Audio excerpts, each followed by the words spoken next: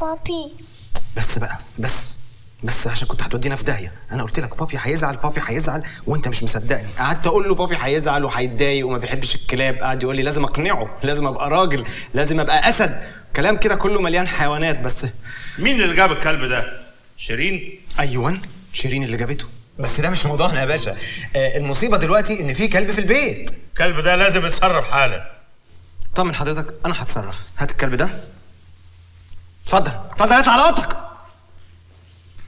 حلو كده.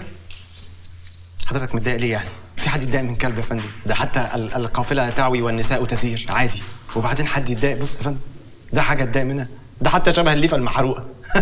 هو انا ناقصك يا جدع انت؟ يا خير بيه، ده ما بيكبرش لحسن تكون فاكر انه هياخد حيز ولا حاجه. وبعدين بص ده بيمشي. بص بيمشي ازاي. شيله من على السجاده. ما تخافش حضرتك، هو لا يمكن هيعملها دلوقتي، اصله لسه عاملها على السجاده اللي فوق.